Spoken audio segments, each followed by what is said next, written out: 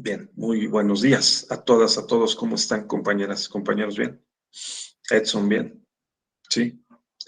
María, Eloísa, Damián, qué bueno que están todos por aquí. Me da gusto que nos reencontremos y continuemos con nuestro módulo dentro del diplomado en Derecho Electoral en el tópico o en el tema de interpretación y argumentación jurídica.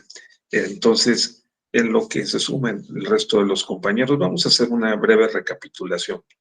Entonces, ayer básicamente estábamos concentrándonos, nos concentramos en el hexágono filosófico práctico. A ver, alguien que nos recuerde cuáles son esas 6 disciplinas que dijimos que son fundamentales para entender, entre otros, pues el, la operación y también la teorización de las prácticas jurídicas, ¿no? Judiciales y el derecho electoral. ¿Cuáles son esas 6 disciplinas? Guillermo, ¿tú nos ayudas?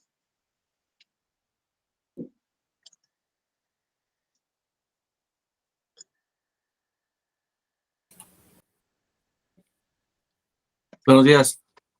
Hola, hola. Bueno, estaba tratando de recordar, me parece que era Sí, la hermenéutica. exacto. Este, Esa es en la que estamos, ¿no? En interpretación y argumentación integran la hermenéutica y la hermenéutica forma parte de la semiología o semiótica, ¿verdad? Es la disciplina que estudia los signos, los símbolos, el descubrir o asignar significados a los textos. Esa es la interpretación y la argumentación, que es la justificación de esos significados que descubrimos o que asignamos a los textos. Correcto. Esa es una. Muy bien, Guillermo. gracias.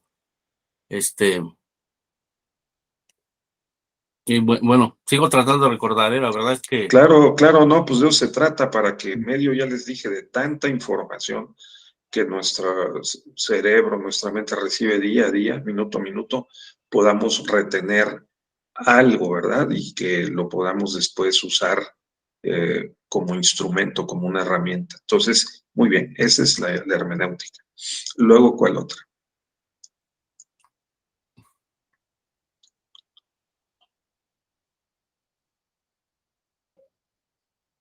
Si alguien quiere ayudar, también se vale. Sí. sí, por favor. A Hablamos ver, de la lógica y de la epistemología también, ¿no? exactamente, correcto. La lógica y la epistemología. De acuerdo, Patricia, ¿quieres agregar algo más? Bueno, buenos días, la Bueno, muy buenos días. metodología, la ética. Bueno, yo tengo La la lógica, epistemología, la lógica, correcto, correcto. la La metodología, la correcto, hermenéutica, la sí. ética y la Y comunicación. correcto. O Ujú. sea, la epistemología, la lógica, la metodología, la hermenéutica, la ética y la comunicación. Exacto. A ver, ahora vamos a ver. ¿De qué trata la epistemología? ¿Cuál es la idea, el propósito? Cuando ustedes escuchen la palabra epistemología o epistémico. Edson. Pues es el mecanismo que nos permite pasar de la creencia a la certeza, así lo resumimos. Exactamente. Muy bien. Así, de manera muy sencilla. Que es muy importante, porque nosotros, cuando recibimos a los clientes, tenemos que hacer una operación fundamental, que es hacer pasar la creencia del cliente, candidato, partido, a una condición de certeza, porque él nos puede tratar de hacer creer que los hechos ocurrieron de la forma como él dice, Pero nosotros, como abogados, litigantes, si estamos en ese supuesto, requerimos las evidencias, las pruebas. Y las pruebas de los hechos son los medios que nos permiten trasladar la creencia a la certeza. ¿De acuerdo? Para garantizar o asegurar en la mayor medida posible la verdad, o si ustedes quieren la validez, que le vamos a ir a plantear al órgano jurisdiccional. O sea, esto que dijo Edson, sencillamente creencia y certeza. La epistemología hace pasar y revisa que lo hagamos bien, la creencia a la certeza. Y para eso usa una, una serie de instrumentos. ¿Cuáles instrumentos? Que es lo que decía Patricia hace un momento. ¿Qué instrumentos, Edson? O sea, ¿qué otras disciplinas vimos ayer que utiliza, La que le ética, sirven? psicología, Bueno, primero la lógica, ¿no? la lógica. Primero la lógica, exacto. ¿Por qué la lógica? Porque la lógica estudia la forma como pensamos. Entonces, si nosotros pretendemos pasar la creencia a una condición de certeza, requerimos realizar operaciones cognoscitivas o racionales o mentales lógicas. Eso nos han enseñado toda la vida, desde la primaria hasta el posgrado. Está construido todos los planes de estudio, programas, con lógica, ¿verdad? Entonces, importantísimo redescubrir y aclarar de qué trata la lógica, porque con la lógica es con lo que operamos en el mundo.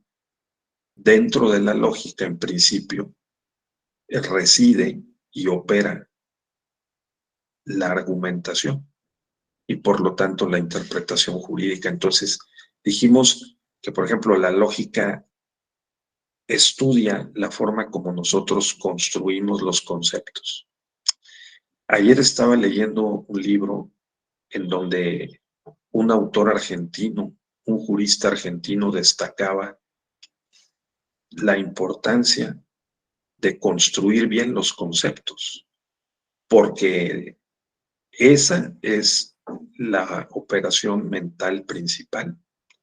Si no construimos adecuadamente los conceptos, si no nos representamos mentalmente de manera adecuada, correcta, las propiedades esenciales o las características de los objetos que estamos viendo, de la computadora, de la mesa, de lo que llamamos constitución, de lo que llamamos código electoral, de lo que llamamos derechos político-electorales.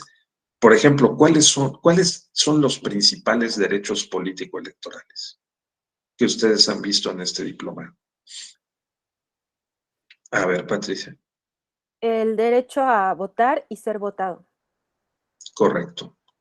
Esos son los dos principales, el derecho a votar, a ser votado, y hay quien le agrega el derecho a asociarse con fines políticos, ¿verdad? Entonces, eso. Pepita, un segundito.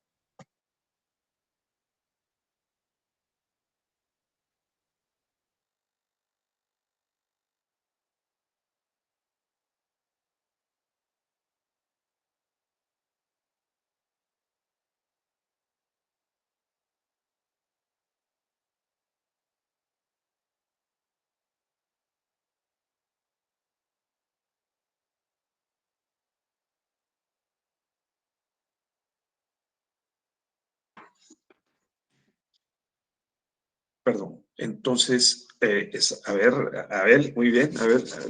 Entonces, Los derechos políticos electorales son el derecho a votar, a ser votado, a asociarse. ¿Qué otros? ¿Me escuchan? Bueno, Sí, perfecto. Sí, muy bien, muy bien. buenos días, profesor, compañeros. Sí, Pensaba en otro derecho que es el de conformar las autoridades electorales, formar parte claro, de las autoridades electorales, de los consejos, ¿no? claro, Que se forman claro, en proceso electoral. claro. Integrar las autoridades electorales. Tan es así que el juicio electoral procede para poder demandar que se nos cumpla el derecho de integrar las autoridades electorales, ¿no?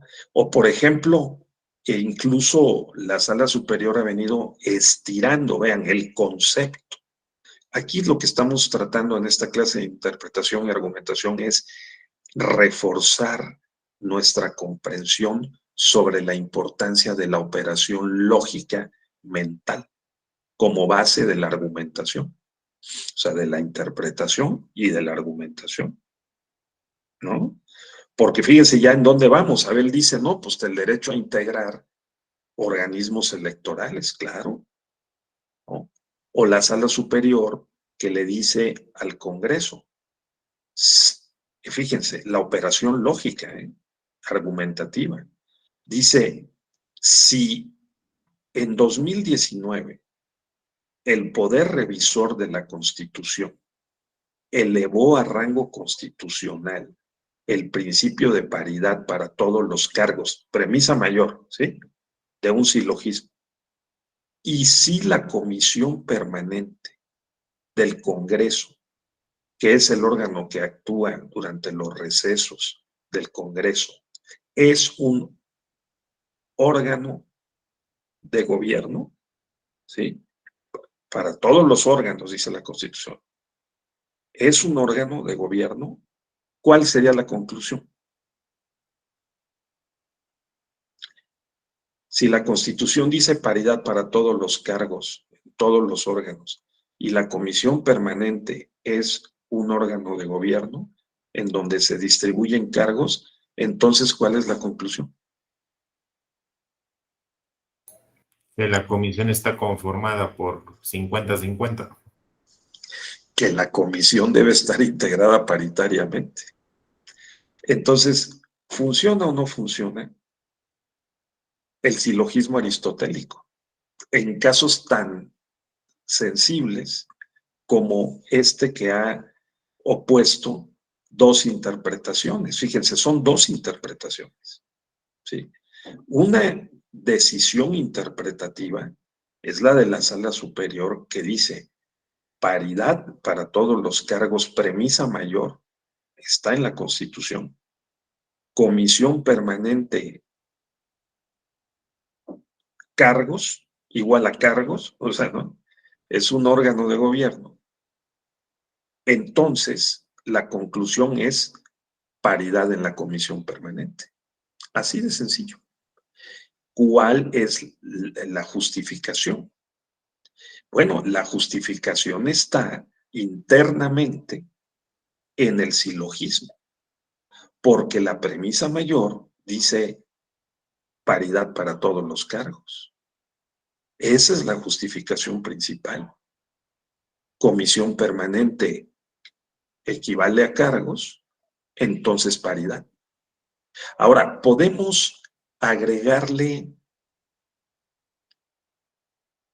razones adicionales, podemos sumar razones a esa razón jurídica, porque yo les dije ayer que hay que tener cuidado con distinguir entre los argumentos jurídicos de los que no son jurídicos.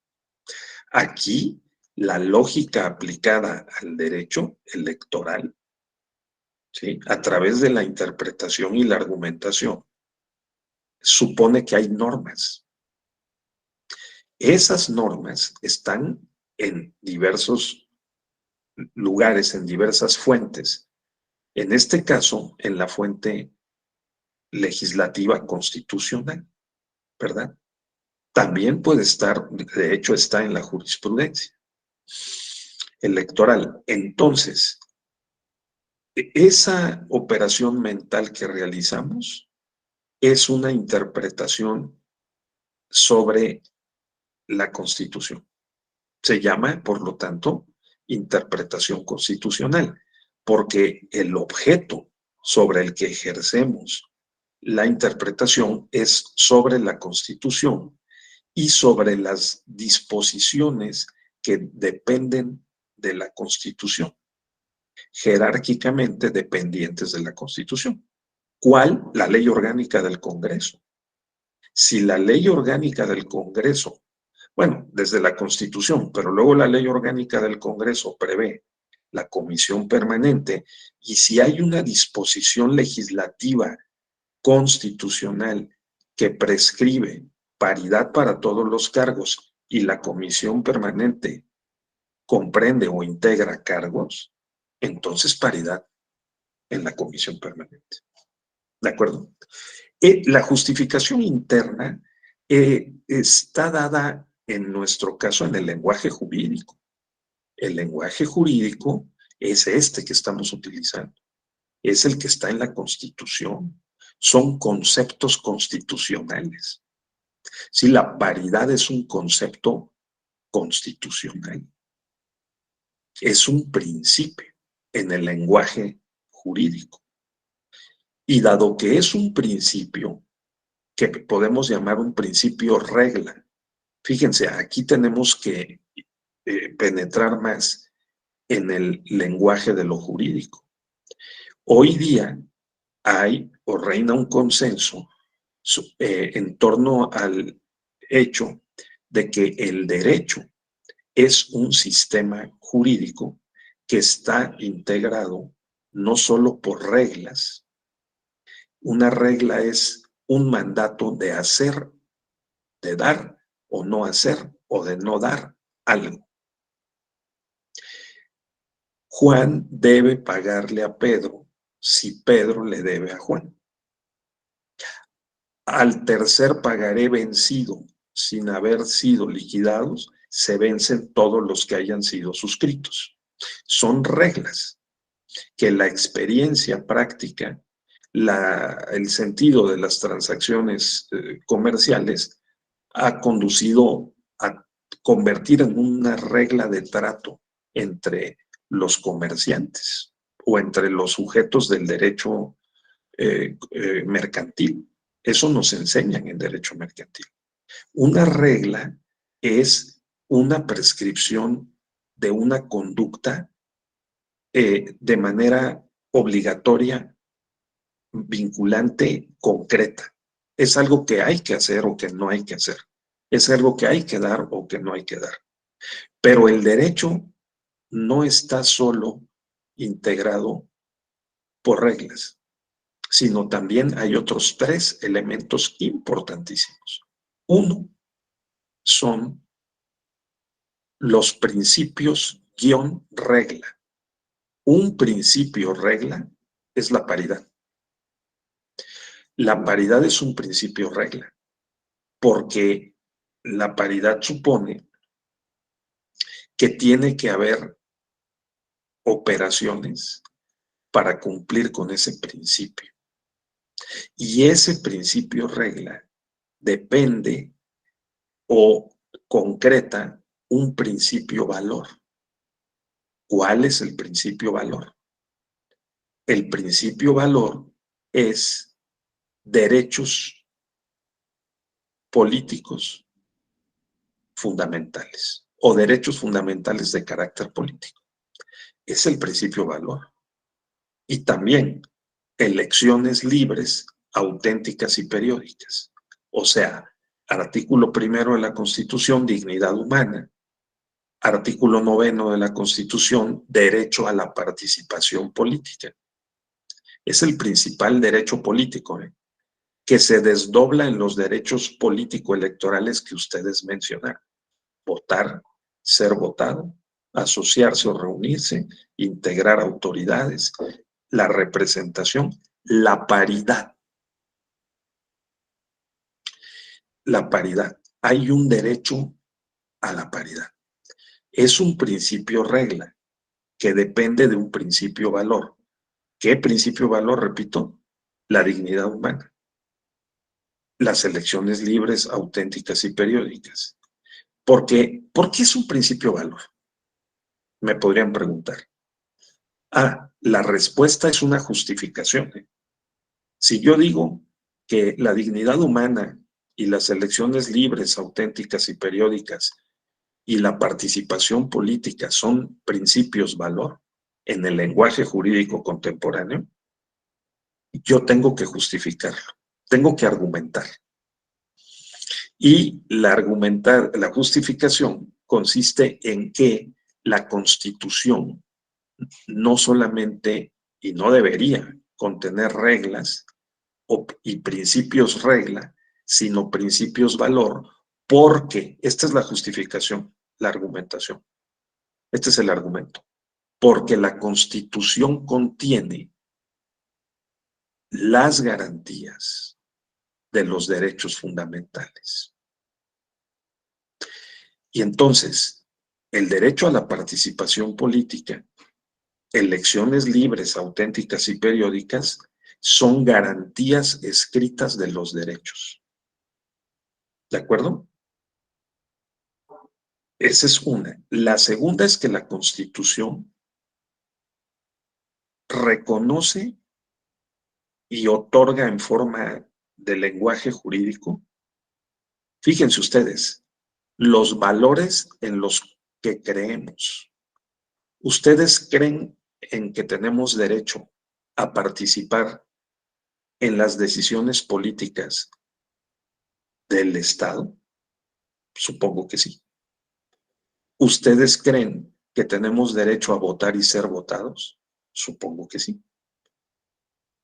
Y tenemos derecho a que las elecciones se realicen, y creemos en que las elecciones se realicen de manera libre y que sean auténticas y que sean periódicas, ¿no? Entonces, nosotros creemos en el voto libre, universal, personal, directo, secreto, intransferible. ¿O a ustedes le darían una carta poder a un amigo para que fuera y votara por ustedes? No, no creemos en eso. Tampoco creemos, aunque en las comunidades y pueblos indígenas sí creen, que se pueda elegir o se deba elegir a alguien en una asamblea con la mano alzada. No, nosotros en el mundo liberal, en la cultura liberal, creemos que el voto debe ser ejercido en secreto. Por eso existe la mampara. Si no, pues podríamos llegar y nos dieran la boleta ahí enfrente de todos. No cruzaríamos la boleta. No, existe la mampara, nos ponemos ahí, nadie ve, ¿verdad?, por quién votamos. Creemos en el voto secreto. Esas creencias que forman parte de las costumbres de una sociedad, cuando son especialmente valiosas, las colocamos en la Constitución. Fíjense nada más a dónde hemos llegado la civilización de los seres pensantes racionales como nosotros. A lo largo de la evolución de la humanidad, hemos llegado a construir el Estado de derecho, con todas sus debilidades, pero con todas sus fortalezas. Nosotros creemos en esos valores de la democracia. Y por eso colocamos esos valores en la Constitución en forma de principios y de derechos. Son las garantías que nosotros mismos hemos acordado que debemos escribir en la Constitución y en las leyes para poder salvaguardar nuestros derechos y hacer factible una vida razonablemente pacífica, digamos, en la sociedad. Entonces, el tercer componente son los principios valor. La Constitución está plagada de principios valor y de principios regla. Hay quien sostiene que la Constitución, igual que los convenios internacionales, solo deberían estar integrados por principios regla y por principios valor. Y todas las reglas jurídicas deberían ser transferidas de la Constitución a las leyes ordinarias. ¿Ustedes creen que se leería más fácilmente la Constitución y la entenderíamos mejor si hiciéramos esa operación? Le hiciéramos una cirugía a la Constitución y dejáramos solo los principios valor y los principios regla. ¿Ustedes creen que sí, Edson? ¿Sí? Sí. Hay muchas personas y expertos y conocedores y personas con sentido común nada más, ¿no?, que piensan que sí, que eso deberíamos hacer. Ese es el tipo de constitución como la de los Estados Unidos. Solo tiene principios valor. Por eso tiene menos de 30 artículos. ¿No? Porque esos principios valor entran en el proceso de la interpretación y de la argumentación, particularmente por la vía del Poder Judicial. Y desde luego de los estatutos, las leyes que también existen, ¿no? La cultura jurídica norteamericana, pero no en el estilo que nosotros cultivamos. Nosotros tenemos una constitución plagada de reglas. El artículo 41 de la Constitución, en materia electoral, establece hasta el número de minutos. Creo que es la única constitución en el mundo que establece el número de minutos para que hay que distribuir a los partidos políticos, ¿no?, esos 48 minutos durante las campañas electorales, ¿no? Entonces, esa es una regla. Con que se dijera en la Constitución lo que dice, todos los partidos tienen derecho a prerrogativas, incluido el acceso a radio y televisión, en los términos que establezca la ley, con eso. Y ya en la ley encontraríamos las reglas. Entonces, el tercer componente de nuestro sistema jurídico son normas que son principios valor. Y hay un cuarto componente, que son los, vamos a llamar, algunos le llaman directivas, otros le llaman principios orientadores, que no son principios valor solamente, sino que orientan hacia dónde debe moverse en la política constitucional, la política jurídica, lo que queremos, cómo queremos ser. Por ejemplo, el artículo 3 de la Constitución, en materia de democracia electoral, dice que uno de los criterios que deben guiar a la educación es que sea democrática, entendiendo a la democracia no solo como una estructura jurídica, o sea, un sistema de normas o un régimen jurídico, no, o sea, la Constitución, la LEGIPE, la Ley de Sistema de Medios de Impugnación en materia electoral, la Ley de Partidos Políticos, sino un modo de vida.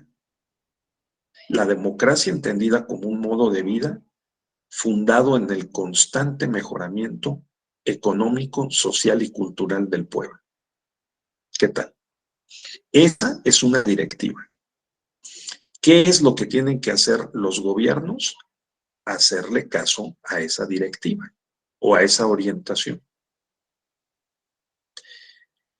Es una directriz hacia donde debemos tender, es hacia el constante mejoramiento económico, social y cultural del pueblo. Luego, entonces, esa no solo es un principio valor, sino que es un principio directriz. ¿De acuerdo? Sí. Por ejemplo, cuando el artículo 25 de la Constitución, que es muy poco leído, pero que tiene principios y directrices importantísimos, dice lo siguiente, nos muestra un ejemplo de lo que estamos diciendo.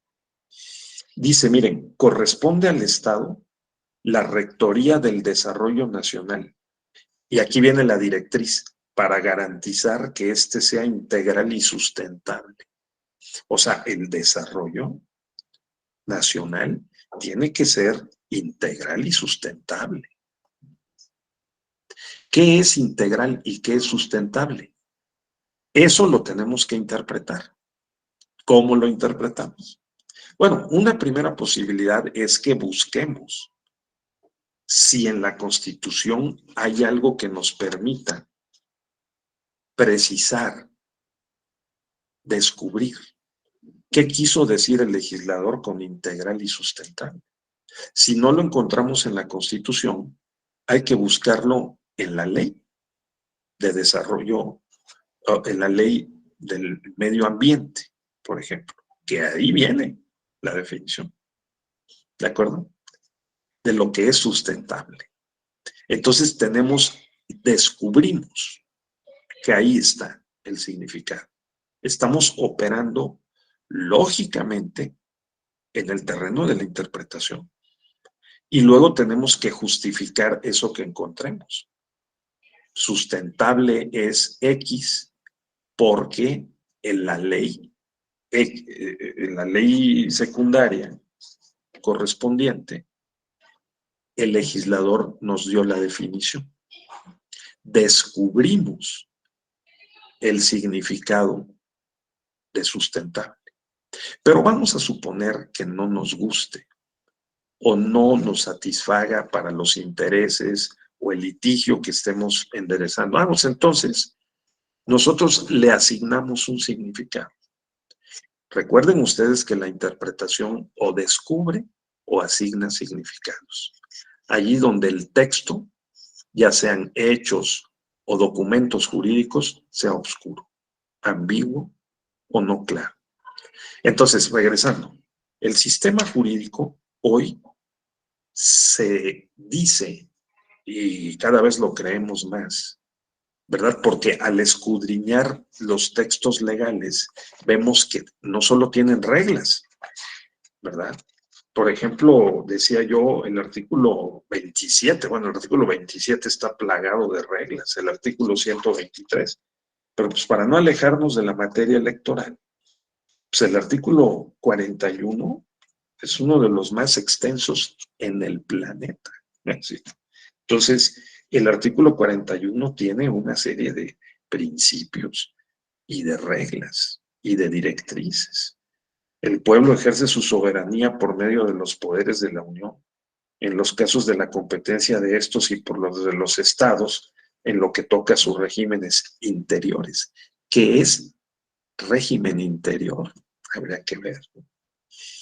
Habría que ver si esa definición está en la jurisprudencia. Seguimos en el terreno de los conceptos, ¿sí? La lógica se aplica al derecho, primera y primerísimamente, desentrañando el significado de los conceptos. ¿Cómo construimos los conceptos? Esa es una buena pregunta. Porque luego definimos los conceptos. La labor de la interpretación es encontrar el significado de los conceptos jurídicos. Como muchas veces estos son indeterminados, tenemos que apelar a ciertas técnicas para encontrar qué es lo que el legislador quiso decir o qué es lo que es justificable asignar como un significado a una palabra que denota un concepto. ¿De acuerdo? Bien, eso porque ayer estamos hablando de la lógica como una segunda disciplina que además de la epistemología es clave para las operaciones cognitivas que hacemos todos los días. Aparte de en el mundo de nuestra vida cotidiana general, en el mundo profesional del derecho, ¿verdad? Y del derecho electoral. Entonces el artículo 41, pues caray, dice, por ejemplo, esta es una regla. Dice, el financiamiento público para el sostenimiento de las actividades ordinarias permanentes de los partidos se fijará anualmente. ¿Por qué es una regla? Porque establece un mandato de hacer, ¿sí?, una obligación. El financiamiento público de los partidos se fijará anualmente. Es más, dice el cómo, lo cual debería estar en una ley secundaria.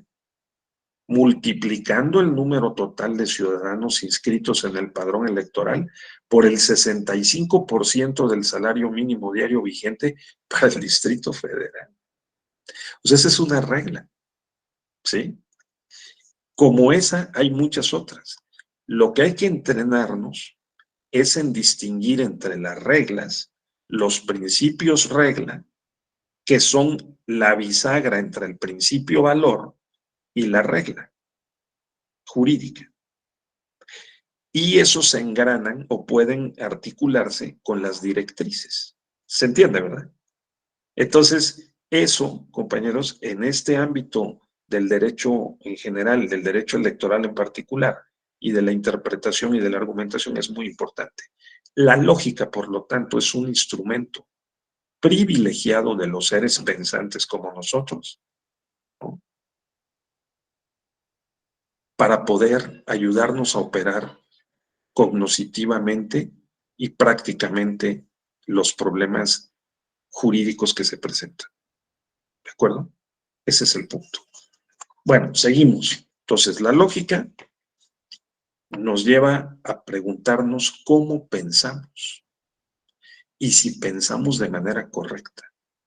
Porque de conceptos está hecho el mundo. De hecho, nosotros creamos esos conceptos y luego tratamos de que el mundo se arregle conforme a ellos. Creamos el concepto de derecho, cualquiera que éste sea, y tratamos de que las personas conduzcan sus relaciones intersubjetivas, sociales, conforme a lo que consideramos que es derecho. Si nosotros conceptuamos que derecho es un orden coactivo de la conducta humana, ¿sí?, en términos de un sistema de normas jurídicas que tienen ciertas características, fíjense, ¿no?, que nos enseñan en el primer semestre de la carrera. Normas que son generales, abstractas, impersonales, heterónomas, coactivas. Entonces, vamos a tratar de que el mundo real de las conductas humanas se apegue a lo que establecen las normas jurídicas que integran el derecho con esas características.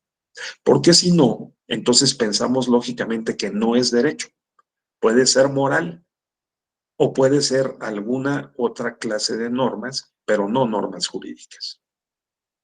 ¿De acuerdo? O sea, ¿cómo le adscribimos el carácter de jurídicas a las normas de derecho?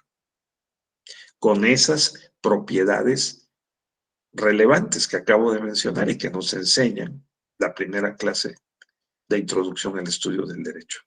¿De acuerdo? Bueno, no voy a insistir en la importancia de la lógica porque nos llevaríamos toda la clase con eso, pero sí quiero, por favor, remarcarlo para tenerlo presente. La lógica incluye la forma como creamos los conceptos y los definimos, las decisiones interpretativas, o sea, los juicios que hacemos sobre la Constitución, sobre las leyes, sobre las elecciones, sobre los partidos, sobre los comicios que tuvieron ayer lugar en Estados Unidos. Nosotros nos la pasamos haciendo juicios, que son decisiones interpretativas, porque pronunciamos veredictos, ¿no? Proponemos que es verdad o que no es verdad algo. Y ese algo puede ser las elecciones libres, auténticas y periódicas. Podemos decir, no fueron auténticas o no fueron libres.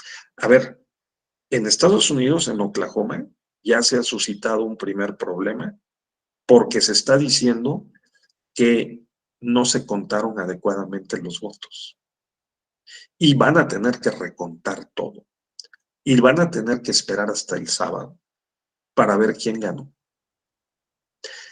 La proposición es que hubo irregularidades en Oklahoma. Y si se demuestran que son graves y determinantes para el resultado de la elección, pueden, y no reconstruidas, ¿verdad?, esos resultados legítimamente, entonces puede ser anulada.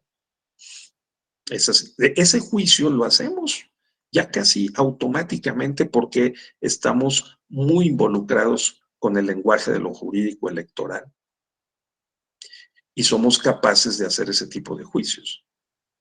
Ese juicio es una interpretación, porque lo que estamos viendo en la televisión, escuchando, esas percepciones sensoriales que nosotros convertimos en percepciones intelectivas, ¿sí?, nos permite a nuestra prodigiosa mente, a través de nuestro sensacional y único en el mundo cerebro, ¿no?, de los seres humanos,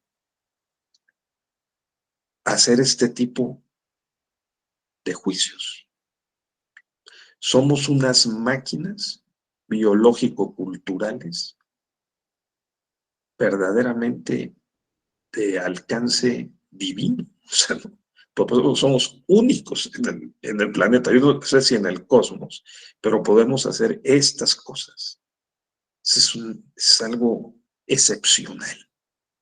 Y eso es lo que nos distingue. Por eso somos humanos. Y por eso las constituciones y las convenciones protegen la dignidad humana. Porque si a alguien como nosotros no se le trata igual, no tiene las libertades, ¿no?, y no las puede ejercer, entonces algo está mal, hay que corregir. Esas construcciones que hemos hecho, institucionales, jurídicas, ¿no?, políticas, para asegurar que podamos ejercer la libertad en un contexto lo más posible igual para todos, ¿no? Bien, entonces, la lógica incluye conceptuar o definir, proponer, enjuiciar o proponer, y también razonar o argumentar. Y ya estamos en el terreno de la interpretación y de la argumentación.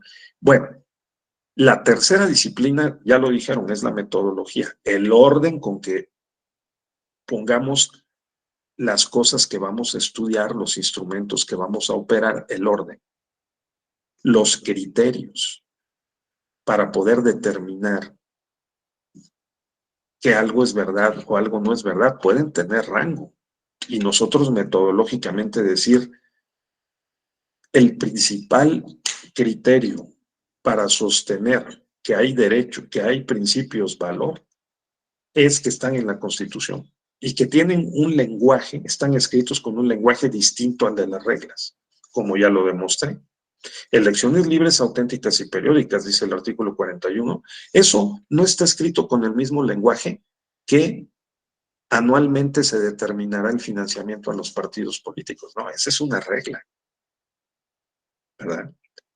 Entonces, argumentar es justificar la decisión interpretativa o el juicio que nosotros proponemos lingüísticamente, después de que lo pensamos internamente en nuestro maravilloso cerebro, ¿no?, para justificar la decisión interpretativa. Nosotros enunciamos la proposición y luego la justificamos con argumentos. Bien, entonces, esa es la tercera. La cuarta es la hermenéutica, que incluye la interpretación y la argumentación. La quinta es la ética, porque estamos obligados por nuestro propio sentido de humanidad, ¿no?, y de que somos todos seres dignos o merecedores de dignidad humana, ¿verdad?, a actuar con una ética de la convicción, sí, de lo que yo quiero, de lo que prefiero o deseo, pero también con una ética de la responsabilidad. La ética de la responsabilidad es que aunque yo me muera de ganas de hacer algo, hay ciertas condiciones sociales y antes de lo jurídico, ¿sí?, que me limita para no hacerlo. Tengo que atender la ética de la responsabilidad, ¿no? Por ejemplo, yo soy un periodista y quiero calumniar porque me cae muy mal, me cae muy gordo ese político siempre metiéndose donde no debe y haciendo cosas que no debe. Pero la ética de la responsabilidad me tiene que llevar a hacer prevalecer una actitud razonable, digamos, ¿no? De no hacerlo. Esa es la ética de la responsabilidad, ¿no? El juez tiene preferencias por un partido. El consejero electoral no está impedido de votar. Suspenden la sesión del Consejo General el día de las elecciones para ir a votar. Quiere decir que tienen preferencias electorales, ¿no? Entonces, sin embargo, lo que la ética de la responsabilidad indica es que sus preferencias electorales no deben trascender al ejercicio de su función como consejero o magistrado. Y para proteger esa ética de la responsabilidad, existe también un conjunto de principios y de reglas que están en la Constitución que les pueden ser adscritas a los magistrados o a los consejeros que traicionen la ética de la responsabilidad, sesgando sus sentencias, sus juicios, para favorecer al partido de su preferencia o a un candidato o candidata. Entonces la ética es muy importante también para estos efectos.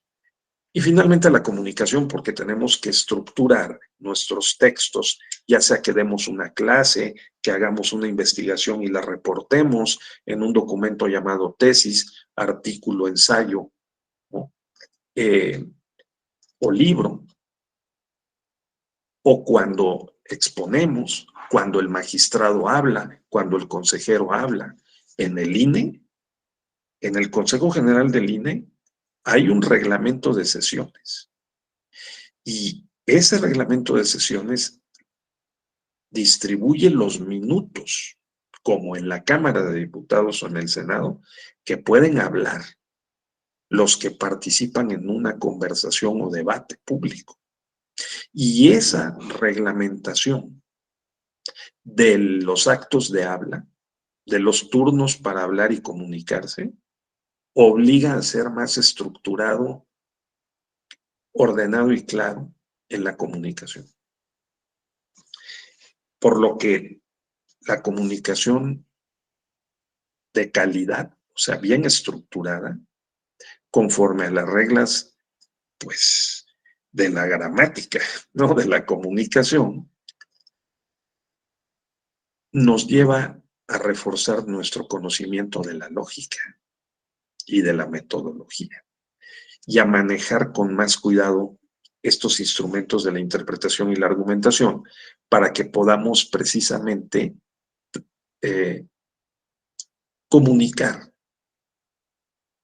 los resultados de esos procesos, ¿verdad? ¿Qué procesos? Lógicos, interpretativos, argumentativos.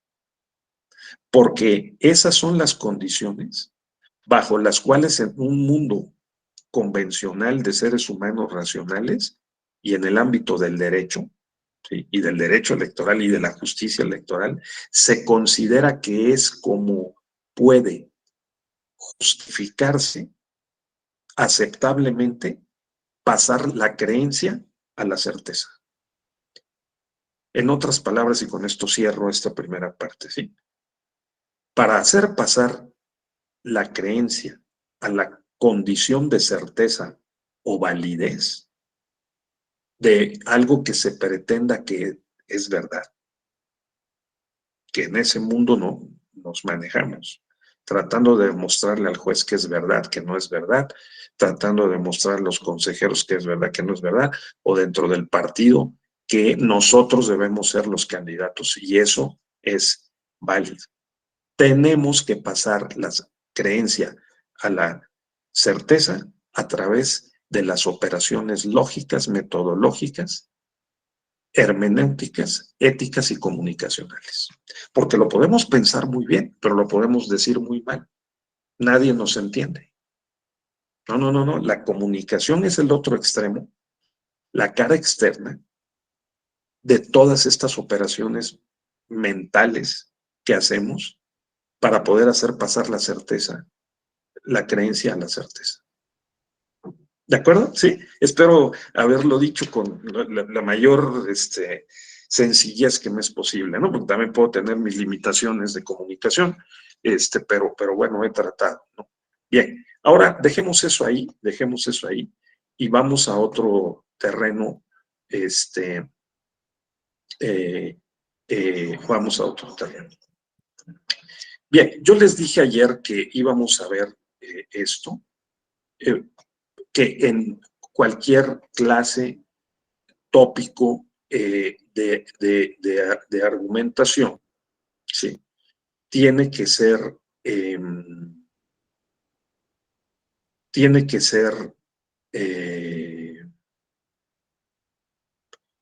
permítame un segundo, tiene que ser revisado, ¿sí? Tiene que ser revisado. Entonces, permítame un solito.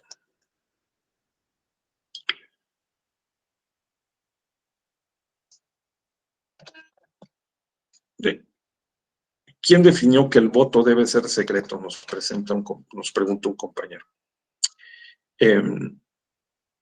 Es una buena pregunta. ¿Cuál es la lógica que está detrás y apoya a la secrecía del sufragio?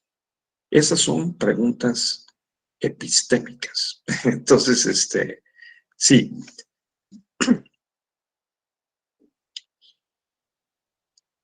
Precisamente las malas prácticas consistentes en influir sobre el votante, alterar su voluntad, presionarlo para sufragar en un determinado sentido, comprarle su voto. ¿Y qué creen? El voto secreto se originó en los países que hoy se consideran más democráticos, en el mundo anglosajón. A finales del siglo XIX, en países como Estados Unidos, Australia. ¿Por qué será? Pues porque compraban los votos, presionaban al electorado, inducían al votante. Y claro, votar a mano alzada en la plaza o en la asamblea, o llegar y llenar la boleta y mostrar por quién se votó, pues era una condición para pagar el voto. ¿Ustedes vieron la película de Pandillas de Nueva York? En Pandillas de Nueva York, que se desarrolla en los años 30, 1830 en Estados Unidos, se muestra con toda claridad el fenómeno de la compra de los votos en Estados Unidos. ¿Sí? O sea, Estados Unidos tuvo que aprender mucho de sus propias experiencias para ir modificando sus patrones de conducta, porque ellos también pues, han sido muy creativos para las trampas electorales. Ellos crearon el gerrymandering, que es rediseñar el distrito electoral para acomodar los votantes a favor de su partido, ¿no? Sí, o sea, el diseño del distrito, de la geografía electoral, porque dice, mira, vamos a hacer que el distrito tenga una forma alargadita así, como una salchicha, porque ahí están nuestros votantes. Y entonces ahí ganamos. Y con eso hacemos la diferencia para integrar el ayuntamiento o el Congreso, ¿no? Entonces, ayer en Estados Unidos no solo se votó por todo lo que ya sabemos que se votó, sino también, fíjense ustedes, porque algunos congresos de los estados, de los Estados Unidos, unos congresos locales, tengan o no tengan la facultad de modificar los distritos electorales sin que sea revisado por la Suprema Corte. ¿Qué les parece? O sea, sigue habiendo esta tentación de las malas prácticas, aún en un país que por mucho tiempo ha sido, no estoy tan seguro de que todavía sea, un ejemplo de la democracia, ¿no? Entonces, el voto secreto lo inventaron ellos, sí, los anglosajones, porque compraban los votos, ¿sí, no? Entonces, y de allí se extendió, pues, como suelen extenderse las ideas fuerza y las prácticas, algunas buenas y algunas otras malas, a otros países, ¿no? Entonces, ¿cuál es la justificación? La justificación de la secrecía del voto es la autonomía de la voluntad del votante. Porque si la idea es que las elecciones deben ser libres y auténticas o justas, como dice la Declaración Universal de los Derechos Humanos, porque quiere decir que lo que yo pienso, mi experiencia personal en relación con el fenómeno social, político, electoral, los partidos, lo que me están ofreciendo, ¿no? La experiencia que yo tengo con un partido, con un gobernante o con un candidato o candidata que ofrece remediar los problemas que el gobierno no ha podido resolver, aunque en su momento prometió hacerlo y votamos por él, cualquiera que sea el gobierno, el partido, yo tengo el derecho de ejercer mi preferencia de manera libre y se considera que para ese efecto es mejor la secrecía del voto, porque si no afecta mi libertad o se corre el riesgo de que afecte mi libertad porque me condicionen de una u otra forma mi mente y mi conducta. Por eso existe el principio, fíjense, el principio regla de la equidad en la contienda. ¿Dónde está el principio regla de la equidad? En el artículo 134 de la Constitución.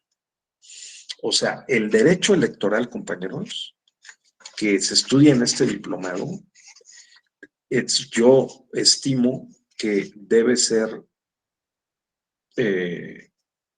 conceptuado, definido, interpretado, argumentado con base en este tipo de nociones y de instrumentos, ¿no?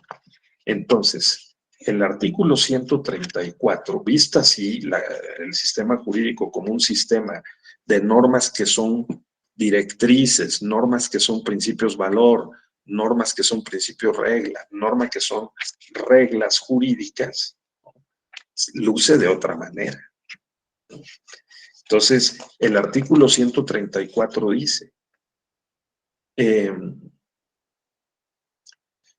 fíjense, el antepenúltimo párrafo, los servidores públicos de la Federación, estados y municipios y de la Ciudad de México y sus alcaldías tienen en todo tiempo la obligación de aplicar con imparcialidad los recursos públicos que estén bajo su responsabilidad.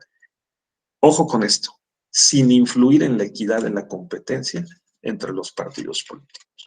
Sin influir en la equidad. Entonces, ¿cuál es el sentido del dinero en la política? ¿Cuál es el sentido del financiamiento público, del financiamiento privado? ¿Cuál es el sentido de que existan los medios de impugnación como los procedimientos especiales sancionadores a través de los cuales se puede establecer una sanción para quien viole la equidad en la contienda? ¿Cuál es el sentido? Las elecciones libres y auténticas. ¿De acuerdo? Porque estos principios regla desarrollan o hacen posible que se concreten los principios valor. ¿Está claro eso, no? Sí, si yo tengo como principio valor la honestidad, entonces yo tengo que actuar con integridad. La integridad sería el principio regla del principio valor de la honestidad. ¿Y cómo podríamos medir la integridad? Que yo no me robo un centavo, ¿sí? Que yo dedico el tiempo de mi trabajo a aquello para lo que estoy contratado, ¿no? Que yo produzco los documentos que están pactados que debo de elaborar y reportar en mi trabajo, ¿no? Y esas reglas responden al principio regla de la integridad. Para que el principio regla de la integridad, junto con esas reglas operativas, vamos a llamarlas, ¿sí?, hagan que se concrete el principio valor. Pues es lo mismo en materia de derecho electoral. El derecho electoral es el conjunto de las normas que son directrices, principios valor, principios reglas y reglas operativas, ¿sí?, para que sea posible la democracia. Claro. Entonces, porque la democracia depende del principio valor de las elecciones libres, auténticas y periódicas, de los principios regla, que son los que están en el artículo 41, certeza, independencia, imparcialidad, objetividad, profesionalismo, máxima publicidad, y otros más, ¿no? Imparcialidad, equidad, paridad, ¿sí? Y esos principios regla, para que se puedan cumplir, dependen de las reglas operativas, que son todas las leyes y los lineamientos, acuerdos y normatividad secundaria e inferior, ¿sí? Entonces, el derecho por eso es un sistema jurídico. El derecho electoral se expresa en un sistema jurídico integrado por estos componentes. Son las piezas del derecho, en este caso del derecho electoral. Bien, entonces eso da la respuesta, ¿no? En México, pues protegemos mucho el derecho a la secrecía del voto. Sí, la pregunta es, también diría yo, ¿por qué se permite por qué es justificable que en los sistemas normativos, en los pueblos y comunidades indígenas que eligen a sus ayuntamientos por sistemas normativos, 417 de los 570 municipios de Oaxaca, que este año están eligiendo a sus autoridades municipales, se pueda votar a mano alzada en la asamblea? Porque se rompe con el principio de la secrecía del voto. Y sin embargo, está autorizado, validado. La Sala Superior ha establecido desde 1998, en el caso Tlacolulita, no sé si lo vieron en la sesión, ¿no?, de derechos electorales de los pueblos y comunidades indígenas, desde 1998, en el caso Tlacolulita, la Sala Superior resolvió que las elecciones, como se llamaban entonces, por usos y costumbres, hoy sistemas normativos internos de pueblos y comunidades indígenas, son constitucionales. La pregunta es, ¿dónde está el argumento jurídico para justificar esa decisión interpretativa judicial del máximo tribunal en materia electoral del país, que es el TPJF? ¿En dónde está la justificación? ¿Les quieren que les dé la respuesta? Sí. Está en la Convención Americana de Derechos Humanos, ¿sí? Porque la Convención Americana de Derechos Humanos dice, y esta es la forma como hay que acercar la lente para interpretar y luego argumentar. Dice la Convención que el voto debe ser libre y secreto. Libre, universal y secreto. Secreto puede ser flexibilizado y sacrificado siempre que se mantenga el principio valor de que sea libre. En otras palabras, si una elección es abierta y no cerrada, o sea, en una asamblea a mano alzada, a la vista de todos, los vecinos están viendo por quién votamos, todo el mundo. ¿Sí? Está viendo por quién votó quién votó por quién. Dice la Sala Superior, es constitucional, porque la Constitución tiene una correlación, ¿verdad?, con la Convención Americana de Derechos Humanos en materia de derechos humanos, ¿no? Y la Convención establece que es más importante la libertad que la secrecía del voto. En otras países, y tiene mucha lógica, ¿no? Si nosotros votamos a mano alzada en libertad, entonces es válido, es constitucional, es conforme a la convención. Por lo tanto, los sistemas normativos internos de pueblos y comunidades, cuando incluyen el voto abierto, no secreto, están amparados por la Constitución, siempre y cuando sea libre. Pero si se demuestra que se coaccionó a los votantes, entonces ya no es válido. Esa es la justificación y tiene mucho sentido. Correcto. Entonces, así las cosas, como dicen las sentencias, ¿no? Bien, entonces, a ver, entonces, a la vez que el voto secreto es lógico, igualmente es lógico el voto público. Digamos que sí. O sea, es conforme a la lógica y la experiencia, ¿verdad? Que si hay voto libre, aunque no sea secreto, el voto es válido. Es el caso de los pueblos y comunidades indígenas. Entonces, ¿por qué es lógico en términos jurídicos? Porque, pero vean que estoy preguntando por qué es la justificación. Es lógico en términos jurídicos porque la experiencia de la cultura democrática en el mundo occidental, por lo menos en el mundo, por lo menos en el ámbito interamericano, que se llama Convención Americana de Derechos Humanos, por lo menos en el ámbito interamericano, ha llegado a la conclusión, después de siglos, tenemos por lo menos 2 siglos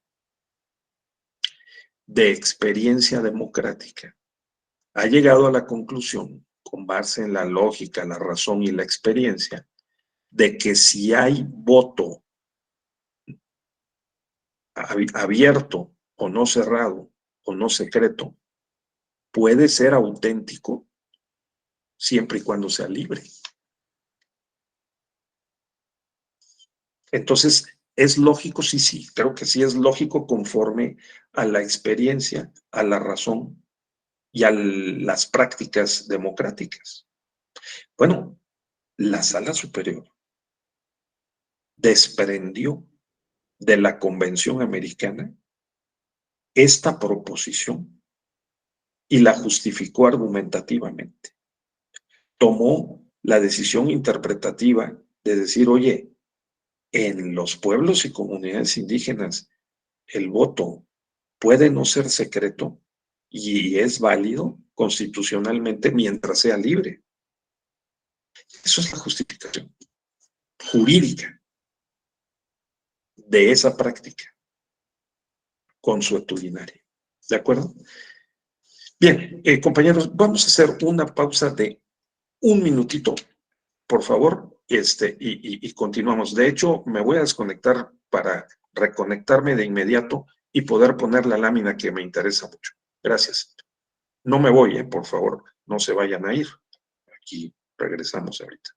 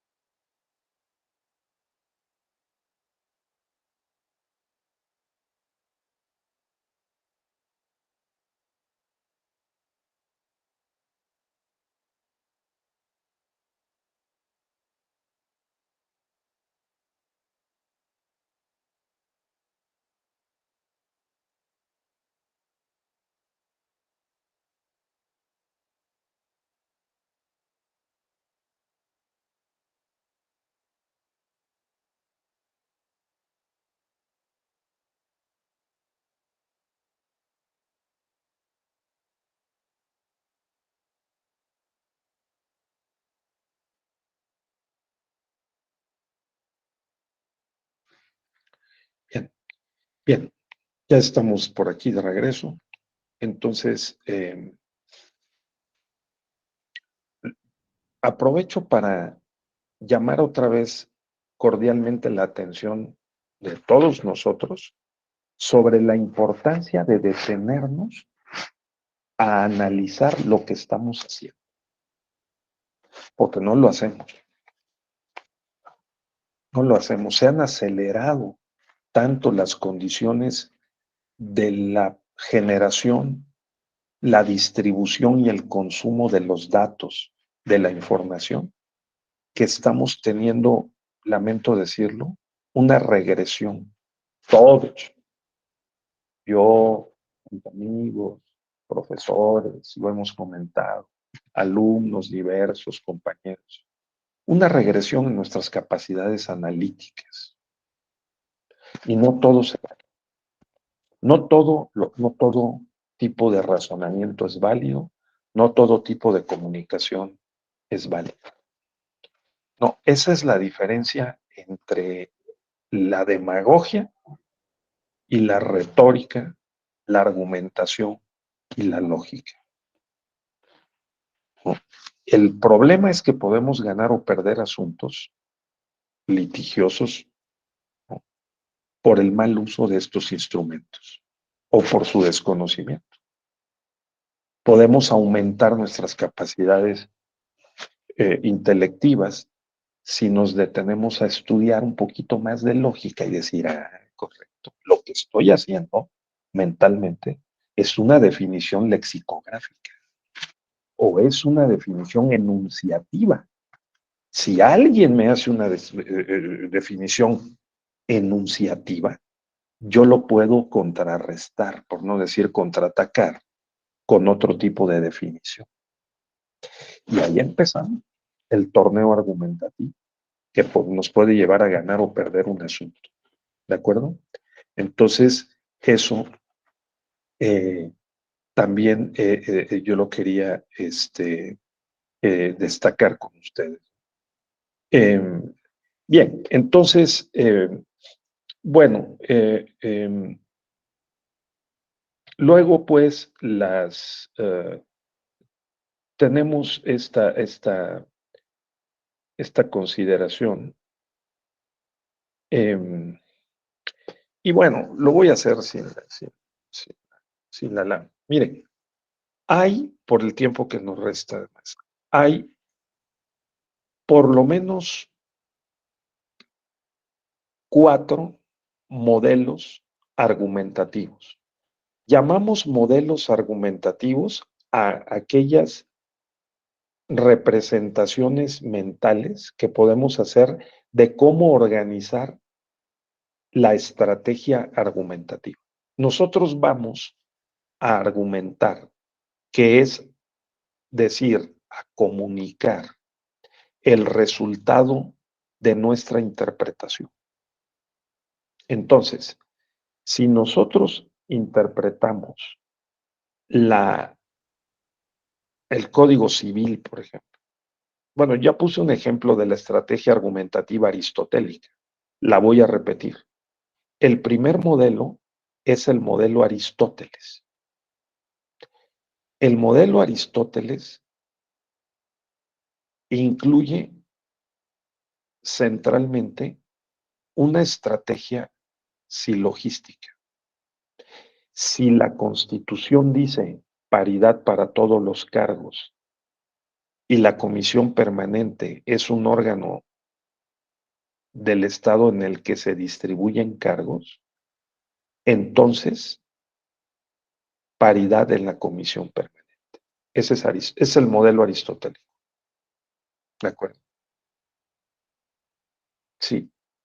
El derecho está hecho con mucho modelo aristotélico, el derecho electoral. Si ustedes abren la ley general del sistema de medios de impugnación en materia electoral y en el artículo 77 leen que son causales de nulidad de votación en casilla, el mover la casilla del lugar sin causa justificada, el que personas ajenas o no autorizadas reciban la votación, o el que se cierre la casilla antes de que terminen de votar el último que está formado en la fila, si esas causales ocurren en la práctica y están probadas, entonces debe anularse la votación en casilla.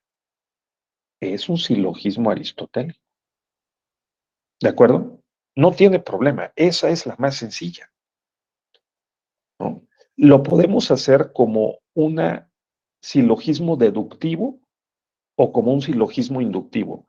Deductivo si nosotros primero nos referimos a la disposición jurídica, legislativa, luego a los hechos que ocurrieron y luego a la conclusión. Se puede expresar de manera muy sencilla. Se expresa como si A es, entonces B. Se dio A, entonces B. ¿De acuerdo? Ese es el silogismo básico aristotélico. Así que, si la ley establece que mover la casilla del lugar sin causa justificada equivale a la nulidad, o tiene como consecuencia la nulidad de la votación recibida en esa casilla, ¿no? Porque se entiende que se violó una regla que está amarrada, digamos, o desarrolla el principio de la legalidad y de la certeza, ¿no? Entonces ese violenta el principio valor de las elecciones auténticas, porque ya no se puede decir que fue auténtico, porque no fue cierto y no fue legal que movieron el lugar de la casilla sin causa justificada y debidamente circunstanciada en un acta y firmada por los que participaron como autoridades electorales en la mesa directiva de casilla. Y entonces, si A es, se deriva a B, la nulidad de la elección, de la votación en la casilla. Ahora, lo podemos hacer al revés, ¿sí? Lo podemos hacer no deductiva, sino inductivamente. Inductivamente es que primero van los hechos y luego va el derecho. ¿Cómo lo podemos decir? Lo podemos decir, si se mueve la casilla del lugar, si la casilla se movió del lugar sin causa justificada, y la ley dice que si se mueve del lugar sin causa justificada, entonces la elección es inválida. Dado que se movió sin causa justificada, la casilla del lugar donde se había autorizado que se instalara, entonces se anula la elección. ¿De acuerdo? Es nada más invertir los términos. O partimos de lo que dice el derecho para verificar los hechos, o partimos de los hechos para verificar el derecho. Eso es el silogismo aristotélico. Sencillísimo. ¿Qué es lo que hacen los abogados procesalistas, penalistas o electoralistas?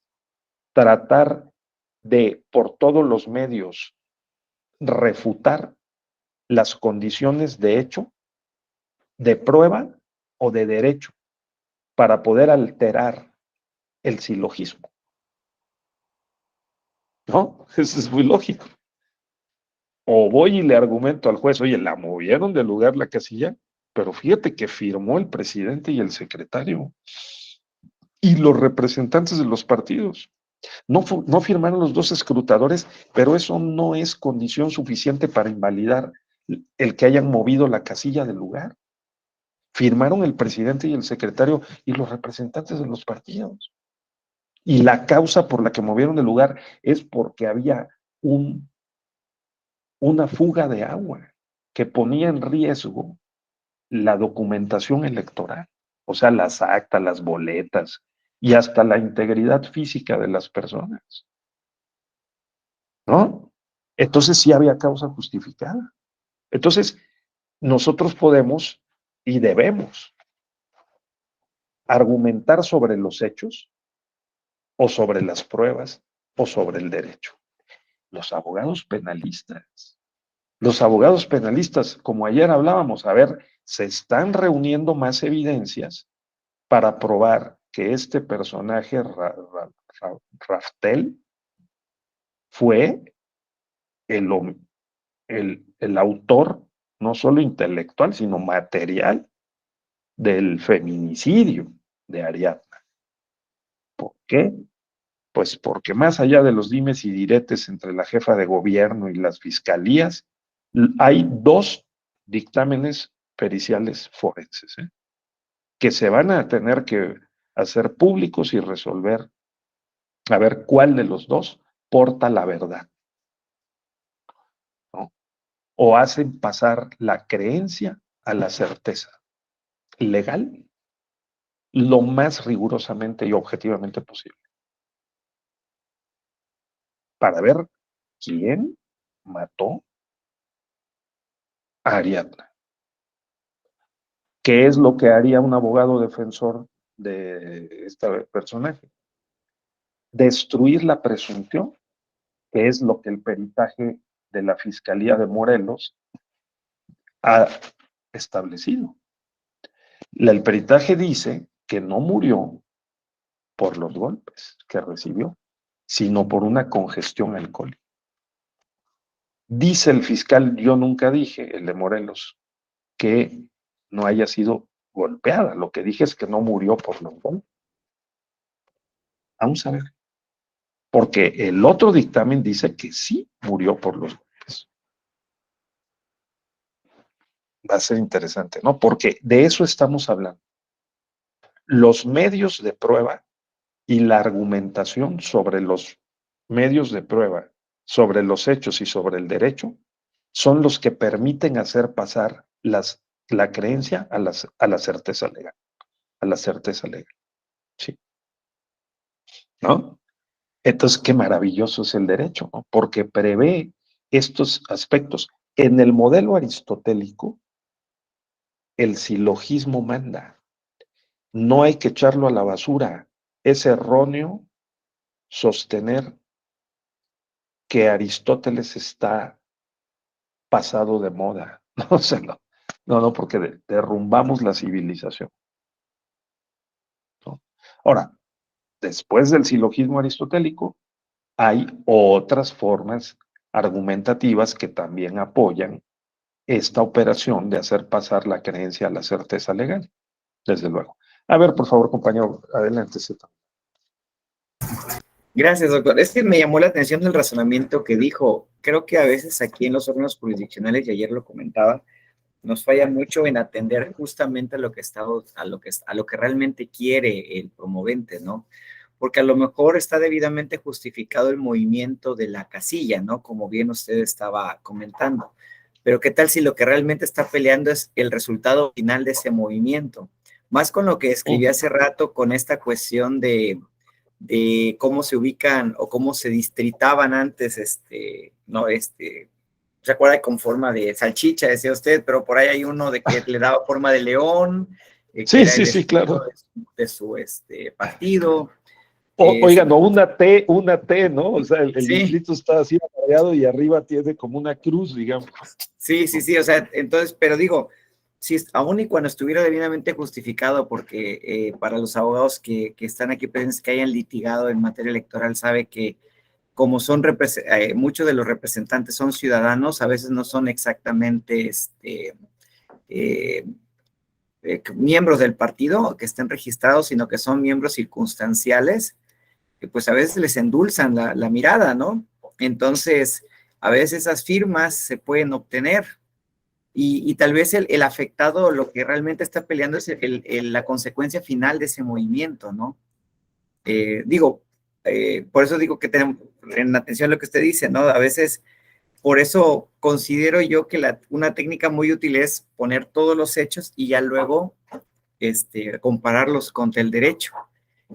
Al revés, si uno no es cuidadoso, creo que puede cometer el error que le digo, ¿no? Irse por la parte en el ejemplo que estoy exponiendo, de irnos por la parte nada más de, sí estuvo debidamente justificado el movimiento, pero no era lo que realmente estaba peleando a final de cuentas, ¿no?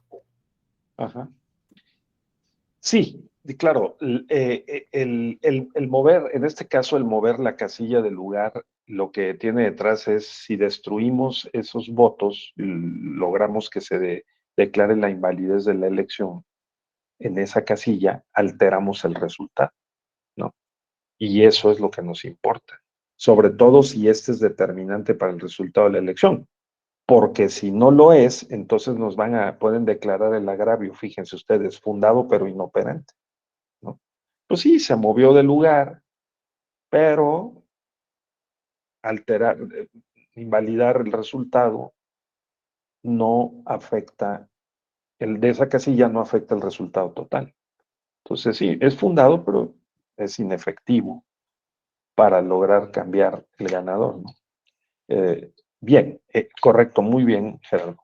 Entonces, el modelo Aristóteles, compañeras, compañeros, no tiene mayor problema. Si A es entonces B, entonces si se verifica A en los hechos, entonces se debe dar la consecuencia. Y al revés, si en los hechos se dio B, entonces A. O sea, entonces es conforme a lo que prohíbe la Constitución o autoriza la Constitución y se genera la consecuencia jurídica respectiva, ¿no? Ahora, ese es solo el modelo Aristóteles, pero hay, por ejemplo, el modelo Toulmin. El modelo Toulmin, que es Stephen Toulmin, ¿no? En los usos de la argumentación, se llama su libro. Este personaje dice, a ver, yo creo que hay los siguientes elementos en un modelo de comunicación de la interpretación, que es el modelo argumentativo, o sea, la justificación de una decisión interpretativa, ¿sí? Primero hay una pretensión, y pone un ejemplo muy, muy común, que es Juan debe heredar de su padre. Fíjense, la pretensión es Juan debe heredar de su padre. Luego la creencia. Nosotros creemos en este mundo occidental que los hijos deben heredar de los padres, ¿sí o no? ¿Sí o no? Claro. Nosotros tenemos hondamente arraigada la creencia de que los hijos deben heredar de los padres. Así como tenemos, bueno, eso espero, hondamente arraigada la creencia de que las elecciones deben ser libres, auténticas y periódicas. ¿No? Lo tenemos así, que está ahí, en el artículo 41 de la Constitución, en la Declaración Universal, en la Convención Americana, ahí está. Ahora, dice Toulmin, primero la pretensión. Juan debe heredar de su padre, porque se respalda en una creencia, la creencia social de que los hijos deben heredar de los padres. Y Juan es hijo de su papá. Ahora, la garantía. La garantía es el artículo 250 del Código Civil, porque el artículo 250 establece, lo hemos reconocido, la sociedad jurídicamente organizada dice en el Código Civil que los hijos deben heredar de sus padres. ¿Y Juan es hijo de su padre? Sí. ¿Dónde está la evidencia? Ese es el cuarto punto. ¿Sí? ¿Cuál es la evidencia? El acta de nacimiento oficial, ¿no? Entonces, dice Toulmin, pretensión, creencia, garantía, evidencia. Está el acta de nacimiento, correcto. Y el quinto punto, que es el respaldo o refuerzo. Juan ha sido un hijo agradecido, correspondido, noble, bueno, cuidadoso de sus padres, respetuoso. Todos esos datos son respaldos a la evidencia que a su vez respalda la garantía, que a su vez concreta o formaliza la creencia, que le da sustento a la pretensión. ¿De acuerdo? Entonces, en el modelo Toulmin tendríamos que pensar, compañeros, en esos 5 puntos. Decir, número 1, otra vez, yo pretendo que Juan herede de su padre. Por eso le voy a ir a decir al juez que Juan, ¿por qué? Porque creemos que los hijos deben heredar. Porque el artículo 250 lo dice, porque hay un acta de nacimiento y porque ha sido un hombre bueno, un hijo bueno, que se merece heredar. No, porque uno de los casos más importantes en la historia de la literatura, de la teoría jurídica, es lo contrario, ¿eh? Ronald Dworkin, en Los derechos en serio, que es una de las obras jurídicas más respetadas y difundidas en este planeta, por lo menos en el mundo occidental, escribió lo siguiente. En el caso Riggs, R-I-G-G-S, el caso Riggs, escribió Dworkin que los hijos, en este caso era un nieto,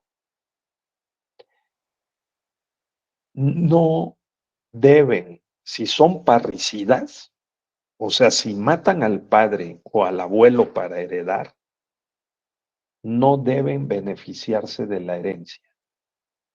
¿Qué les parece? ¿Ustedes creen que un hijo o un nieto parricida debe beneficiarse de la herencia? ¿Sí o no?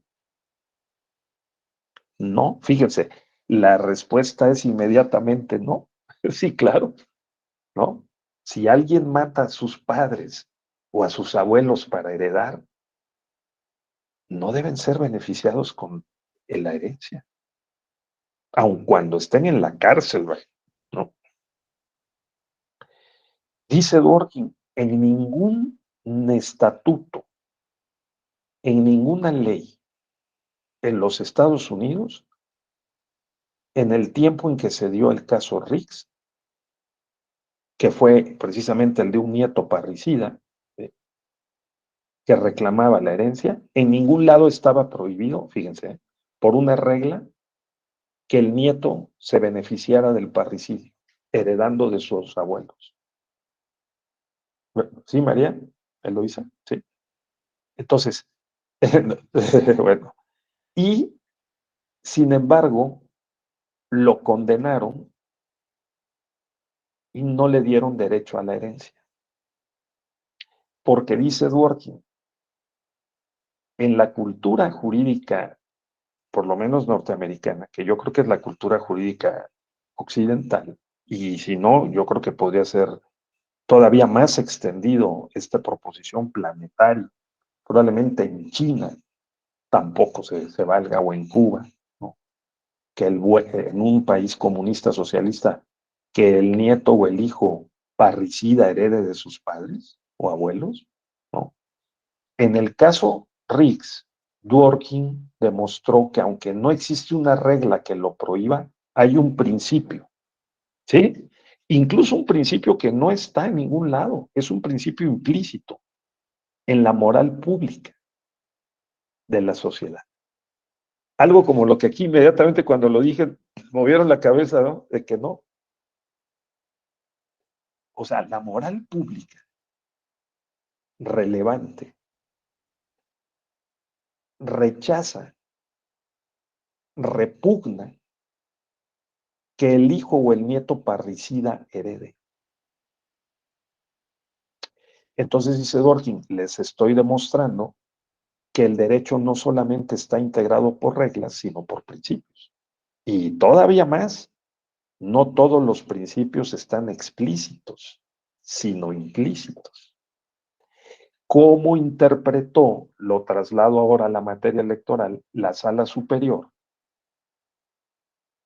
el caso Tabasco en el año 2000, cuando anuló la elección para gobernador de Tabasco, sin que en ningún lado, ni en el Código Electoral de Tabasco, ni en la Ley General del Sistema de Medios de Impugnación en materia electoral, existiera una regla o un principio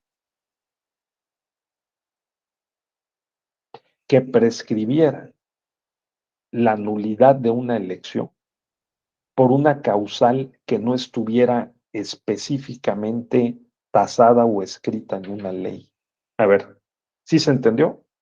En ninguna ley decía que con base en un conjunto de indicios leves, medio fuertes y fuertes, pero bastantes,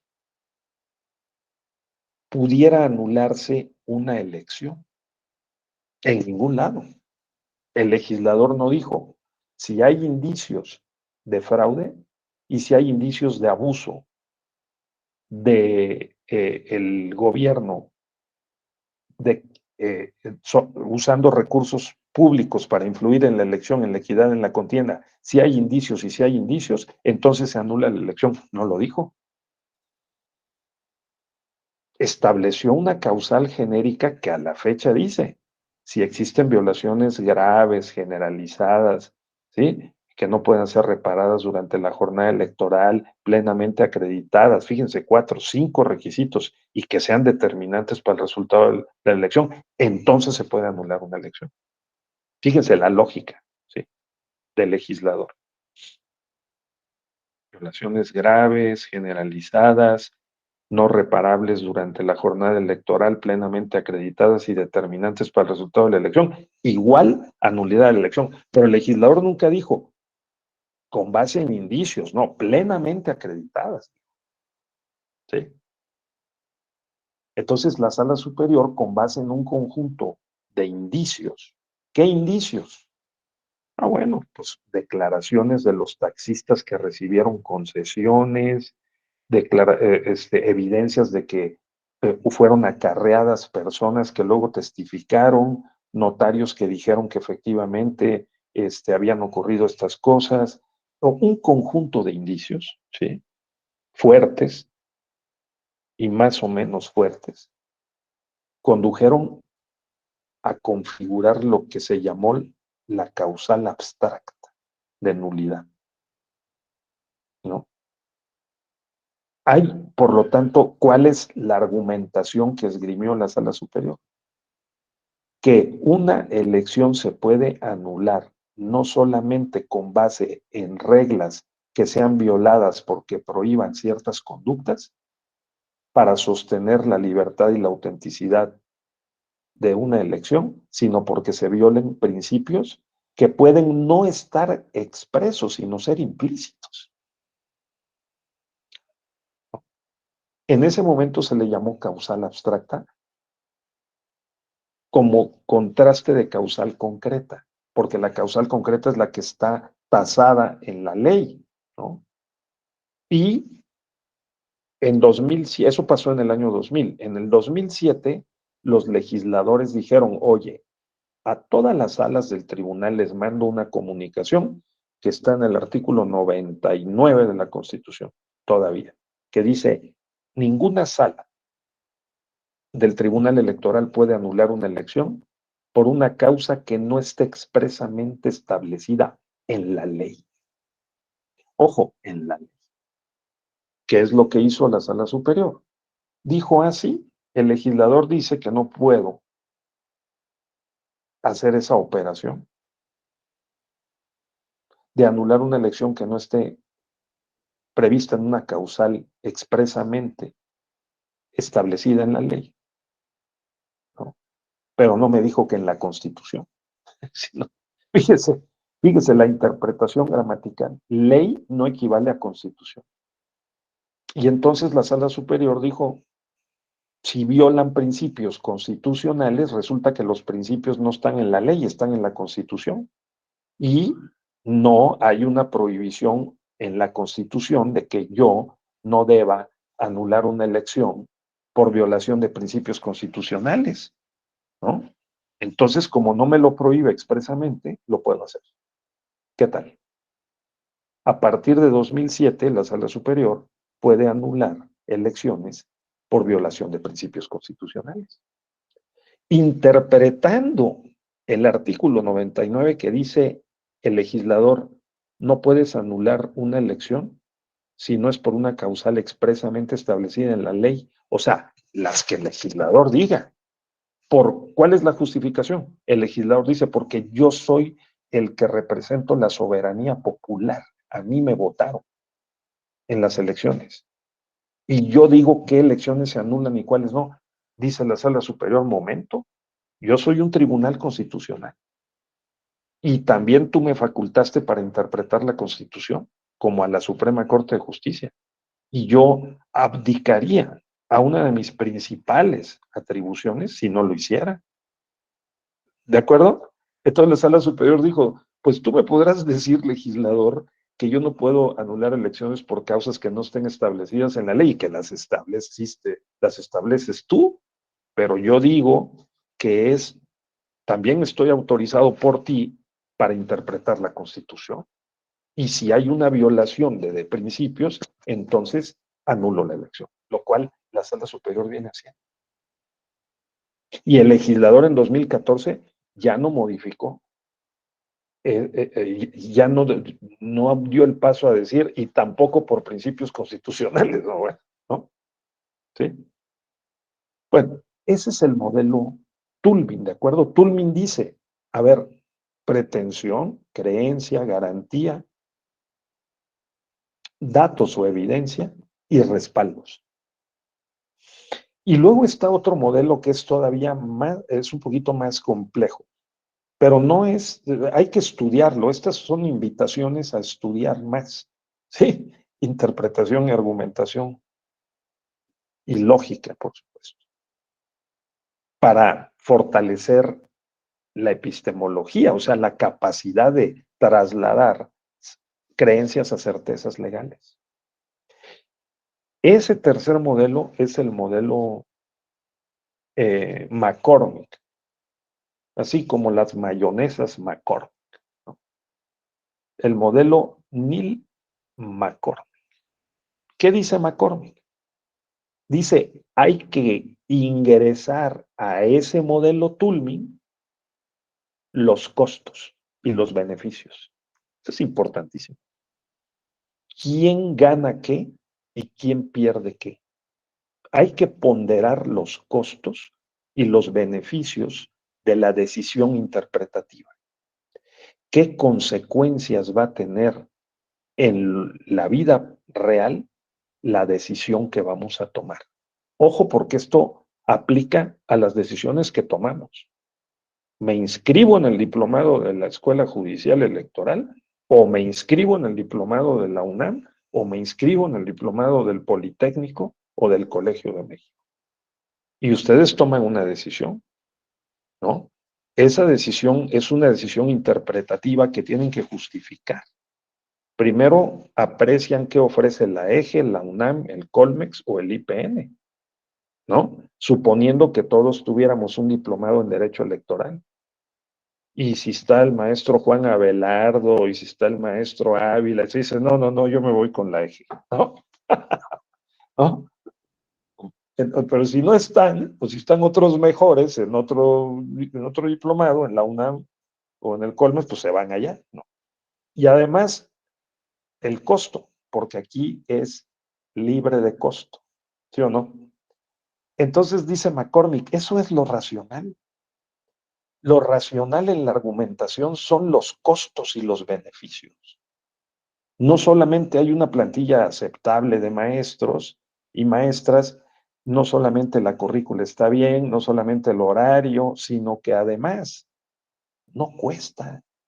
Entonces la decisión racional, dice McCormick, es inscribirse en el diplomado de la Escuela Judicial. Entonces, traslademos esto al conflicto que resolvió la Suprema Corte de Justicia, que algunos dicen que no lo resolvió, entre los taxis del aeropuerto y los Uber, porque el asunto se presentó ante la Corte. Y los taxis del aeropuerto dijeron en un amparo en revisión a la Corte, oye, no autorices que los Uber se planten en el aeropuerto y me levanten a los pasajeros y los vayan a dejar.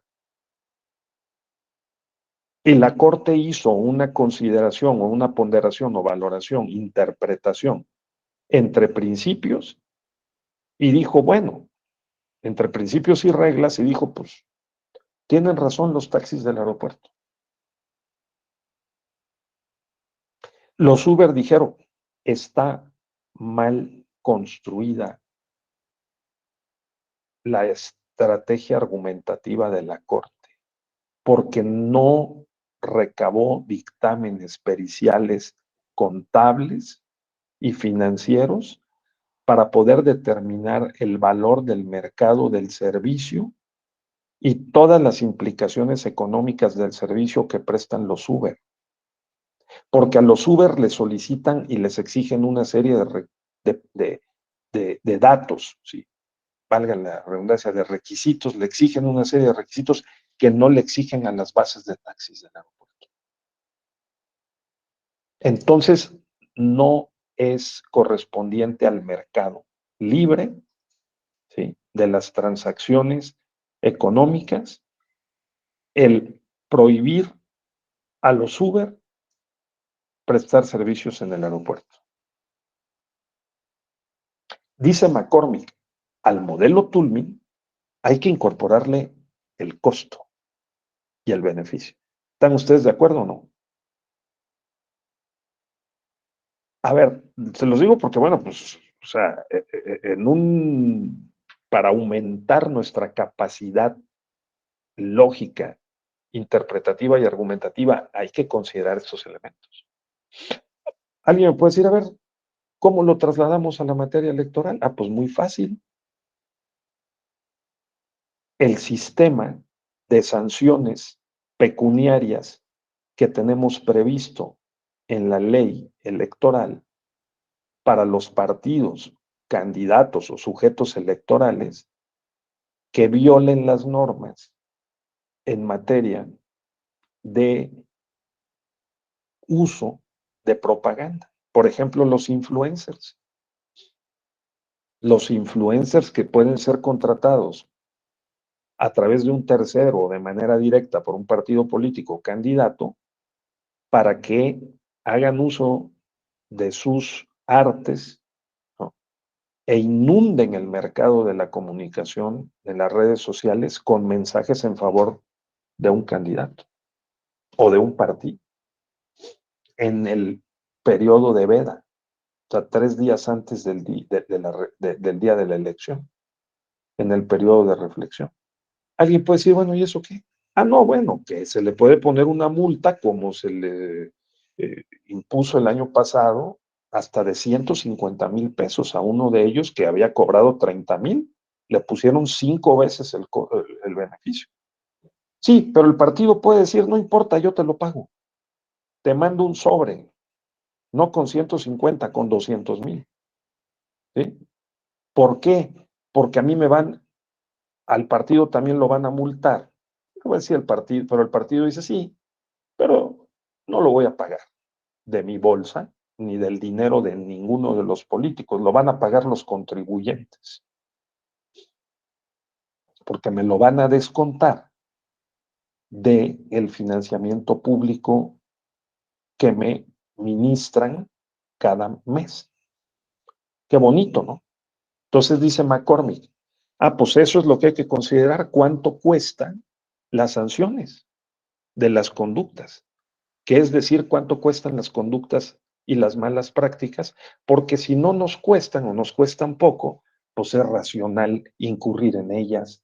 Seguiremos viendo el mismo fenómeno mientras el sistema de sanciones no inhiba esa práctica. ¿Están de acuerdo o no? Sí, ¿no? Yo creo que ya estamos un poquito cansados, ¿no? Mentalmente. Pero bueno, ese es el sentido, ¿de acuerdo?, del modelo McCormick. Así que cuando las leyes dicen, en materia electoral, la interpretación de estas leyes es conforme al método gramatical, sistemático, funcional, los principios generales del derecho o la progresividad de los derechos o el artículo 1 de la Constitución en materia de que los derechos deben ser interpretados siempre en favor, lo que más favorezca a las personas. Todos esos criterios los tenemos nosotros que tener presente, pensar muy bien para poder aclarar cuáles son o fueron los hechos, cuál es el derecho aplicable y también las pruebas que tratan de transportar de los hechos al expediente, ¿verdad?, la verdad. O sea, que realmente algo ocurrió o que no ocurrió y que está previsto legalmente y está sancionado. Y la operación de la interpretación, pues tiene métodos y tiene reglas. ¿Sí? El derecho electoral al que se estudia en este diplomado debe ser interpretado y argumentado con base en esos criterios. Podemos usar el modelo Aristóteles, el modelo Toulmin o el modelo McCormick. ¿De acuerdo? Ese sería, si hay 2 o 3 mensajes con los que pudiéramos cerrar esta sesión, es número 1, hay 5 disciplinas que apoyan la posibilidad de trasladar o convertir la creencia en certeza legal. La lógica, la metodología, la hermenéutica, la ética y la comunicación. Primer mensaje. Segundo mensaje, el derecho está integrado por normas que son reglas, normas que son principios regla, como los que han ustedes estudiado en este diplomado. O sea, certeza, legalidad, independencia, imparcialidad, equidad, neutralidad, ¿sí?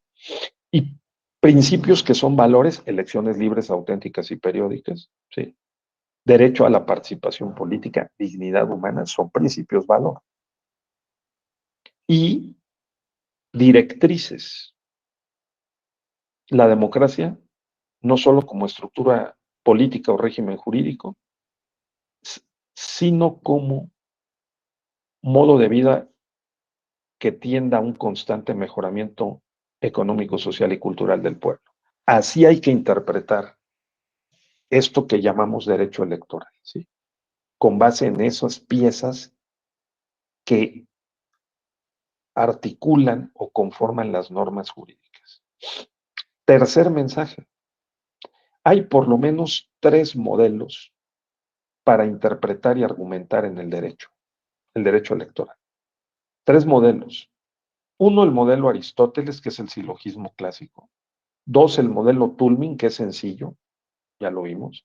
Y 3, el modelo McCormick, que le incorpora un componente de análisis económico del derecho, en este caso del derecho electoral, al planteamiento de Toulmin, ¿sí?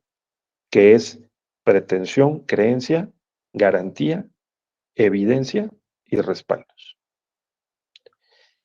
Ahora, todos esos los podemos reducir a un silogismo aristotélico al final. Ya no es materia de lo que debemos de tratar hoy porque pues es un poquito más sofisticado, pero lo podemos hacer, ¿no? Esos serían mis 3 mensajes. Invitarlos a que no dejen de estudiar dentro de la materia del derecho electoral este tema de la lógica, la interpretación y la argumentación jurídica, ¿sí? Hay, desde luego, muchos libros y yo les recomiendo, entre otros, la obra de Javier Esquiaga Ganuzas, ¿sí?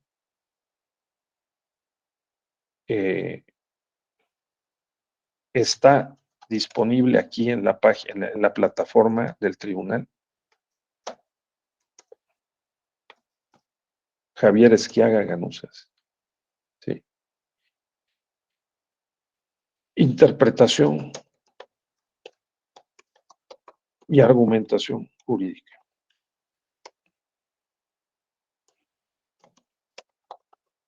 En las sentencias del TPJ. Búsquenlo por el autor, nada más por el autor, interpretación y argumentación jurídica, y van a ver todo lo que tiene. Este personaje es de origen vasco. Él se pasó 10 años en el Tribunal Constitucional Español, en los años 80 y 90, estudiando 1000 sentencias constitucionales, y de allí captó cuáles son los métodos que se usan para interpretar y argumentar. Se llaman argumentos interpretativos, ¿sí? Son 16 argumentos interpretativos divididos en 4. Hay argumentos interpretativos armonizadores e integradores. ¿No? Y dentro de esos están los gramaticales, sistemáticos y funcionales. ¿De acuerdo? Por favor, si ustedes tienen tiempo y les interesa detallar más este tema de la interpretación y la argumentación, con que se lean despacito ese libro que trae los ejemplos de cómo estos métodos se han aplicado a través de las sentencias del tribunal, vamos a avanzar muchísimo. ¿Sí? Muy bien. Entonces, no sé si tengan algún comentario, amigas, amigos, compañeros. Yo espero haber logrado el objetivo de transmitir algunas ideas claras, ordenadas, y que al final hemos sintetizado en estos 3 mensajes, ¿de acuerdo? ¿Sí? Muy bien. Pues entonces les dejo que terminen de sus actividades, que estén ustedes muy bien, y nos vemos en otra ocasión en este o algún otro diplomado de la Escuela Judicial Electoral. Muchísimas gracias. Cuídense mucho, que estén muy bien. Gracias. Gracias, doctor. Hasta luego. Sí, gracias. Gracias a ustedes.